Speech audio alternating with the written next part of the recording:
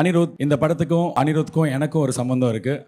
இந்த படத்துல ஒரு பாட்டு யூஸ் பண்ணியிருப்பாங்க. ஆக்கோல இருந்து அந்த பாட்டு வரும். அந்த படத்துல ஆக்கோ படத்துல அனிருத் ஹீரோவா நடிக்க வேண்டியது, நானு அனிருத் ரெண்டு பேரும் சேர்ந்து நடிக்க வேண்டிய படமா அது இருந்திருக்க வேண்டியது. ஸோ அவசர அவசரமா போயிட்டு ஒரு நைட் நாங்க போய் முடியெல்லாம் வெட்டிட்டோம் படத்துக்கு போட்டோ ஷூட்டுக்கு முடி வெட்டினோன்னு அந்த ப்ரொடியூசர் பார்த்துட்டு சூப்பரா இருக்கீங்க சார் அப்படின்னு சொல்லிட்டு ஒரு செக் எழுதி கொடுத்தாரு 2 லட்சம் ரூபாய்க்கு. நான் வந்து என் பையனுக்கு ஃபர்ஸ்ட் பர்த்டே கொண்டாடணும்னு சொல்லிட்டு அடுத்த நாளைக்கு அந்த செக்கை போட்டு படத்தில் நடிக்க போறேன்னு சொல்லிட்டு ஃபர்ஸ்ட் பர்த்டே பயங்கர விமர்சையா கொண்டாடி எல்லாரையும் கூப்பிட்டு பிரியாணிலாம் போட்டுலாம் பண்ணிட்டேன். 10 நாள்ல பார்த்தா அனிருத் நடிக்க மாட்டேன்ட்டாரு.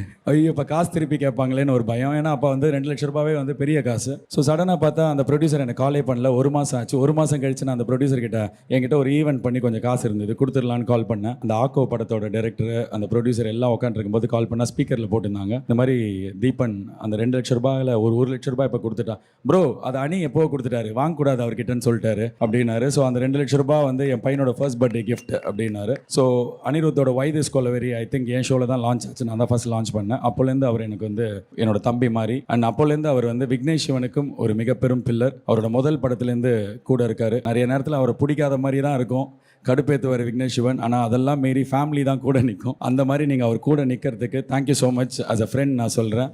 அண்ட் உங்களோட மியூசிக் நானும் ரவுடிதான்லேருந்து இப்போ இந்த படம் வரைக்கும் அவ்வளோ பெரிய சப்போர்ட்டாக இருந்திருக்கு விக்னேஷ்க்கு. விக்னேஷ் சிவன், நீங்கள் இந்த படத்துலையும் பெஸ்ட் மியூசிக் அன்னிக்கிட்டேருந்து வாங்குற one of the few directors. நீங்கள் தான் அதில் நம்பர் 1ல் இருப்பீங்க. அவர்கிட்டேருந்து எல்லாருமே ராக் மியூசிக் எல்லாம் வேர்ல்ட் கிளாஸ் மியூசிக் வாங்கலாம். பட் சோல்ஃபுல்லாக ஒவ்வொரு படத்துக்கும் நீங்கள் வாங்குற பாட்டு இந்த படத்தோட ஆல்பம் அப்படி வந்திருக்கு.